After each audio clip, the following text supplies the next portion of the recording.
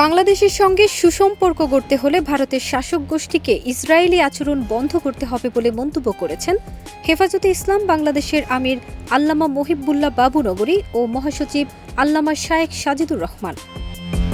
২৮ November দুপুরে সংগঠনের কেন্দ্রীয় যুগ্ম মহাসচিব মাওলানা আজিজুল হক ইসলামাবাদের পাঠানো এক যৌথ বিবৃতিতে তারা এমন কড়া প্রতিবাদ জানিয়েছেন।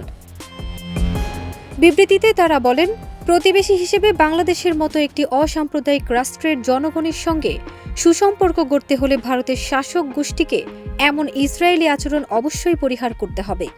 নিজ দেশের নাগরিকের রক্ত যাদের হাতে লেগে আছে তাদের আমরা প্রতিবেশী হিসেবে ভাবতে লজ্জা পাই। বাংলাদেশের সঙ্গে সুসম্পর্ক গড়তে হলে ভারতকে অবশ্যই তার দেশের সংখ্যালঘু মুসলিমদের উপর দমন পীড়ন ও খুন বন্ধ করতে হবে।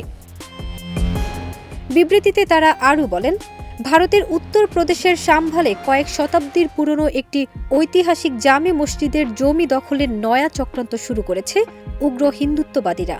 এতে স্থানীয় মুসল্লিরা বাধা দিতে গেলে তাদের উপর নির্বিচারে গুলি বর্ষণ করে মুসলিম বিদ্বেষী ফ্যাসিস্ট সহযোগী আদিত্যনাথের পুলিশ বাহিনী। এতে ৩ মুসলিম শহীদ হন। এমন নৃশংস হত্যাকাণ্ডে আমরা কড়া প্রতিবাদ জানাচ্ছি। ফারজানা নিকিতা, দেশ রূপান্তর।